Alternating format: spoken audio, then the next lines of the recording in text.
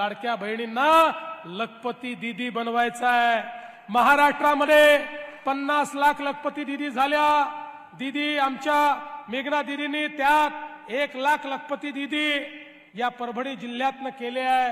आता यावर्षी 1 कोटीपर्यंत आपण पोहोचणार आहोत।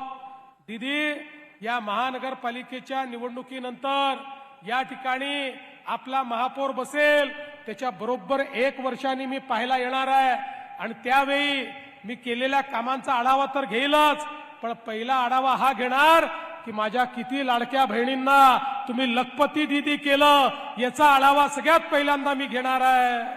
बंधू भगिनींनो, या परभणीच्या विकासाच्या आड जो येईल त्याला आई प्रभादेवीच्या आशीर्वादाने त्याच ठिकाणी निस्तनाबूत केल्याशिवाय आम्ही राहणार नाही, हे सांगण्याकरता मी आलो आहे।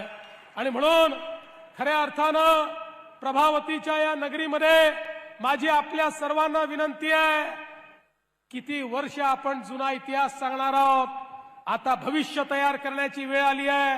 इतिहासात जगणारे हे इतिहासातच मरून जातात। इतिहास लक्षात ठेवायचा असतो, इतिहासाचा सन्मान करायचा असतो, पण भविष्याचा मार्ग हा आपल्याला कोरून काढायचा असतो। तो भविष्याचा मार्ग, परभणीच्या भविष्याचा मार्ग कोरण्याकरता या ठिकाणी मेघना दीदीच्या रूपामध्ये तुम्हाला पालकमंत्री इतक्या वर्षानंतर पहिल्यांदा मी दिलेला आहे। त्या पालकमंत्र्याचे हात तुम्हाला मजबूत करावे लागतील। या परभणीमध्ये भाजपचा झेंडा तुम्ही लावा।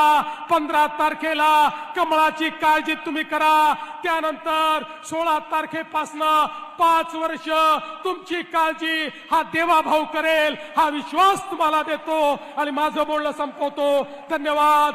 जय हिंद, जय महाराष्ट्र।